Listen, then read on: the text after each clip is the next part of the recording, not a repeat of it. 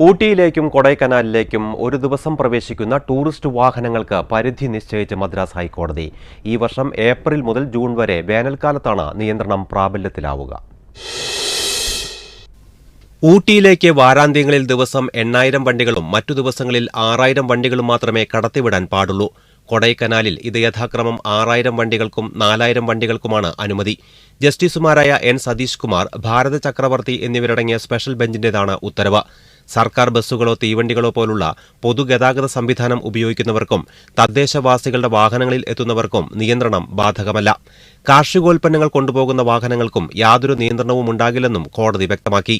April 1 മുതൽ June വരെ നിയന്ത്രണങ്ങൾ പ്രാബല്യത്തിൽ വരുമെന്ന് കോടതി പറഞ്ഞു.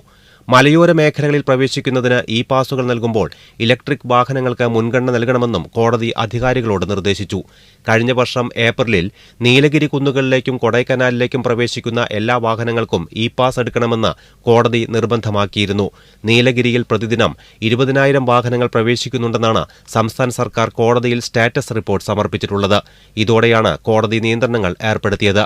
ചുര റോഡുകളുടെ ഗതാഗതശേഷി നിശ്ചയിക്കുന്നതിനുള്ള ശാസ്ത്രീയ പഠനങ്ങൾ നടത്തുന്നതിന് IIM ബാംഗ്ലൂർ, IIT മദ്രാസ് എന്നിവയെ ചുമതലപ്പെടുത്തിയിട്ടുണ്ടെന്ന് സംസ്ഥാന സർക്കാർ കോടതിയെ അറിയിച്ചു. സംസ്ഥാന സർക്കാർ സമർപ്പിച്ച സ്റ്റാറ്റസ് റിപ്പോർട്ട് അനുസരിച്ച് സീസൺ അല്ലാത്ത കാലയളവിൽ പ്രതിദിനം ഏകദേശം 1150 കാറുകൾ, 118 വാനുകൾ, 60 ബസ്സുകൾ, 674 ഇരുചക്രവാഹനങ്ങൾ എന്നിവ നീലഗിരിയിൽ പ്രവേശിക്കുന്നുണ്ട്.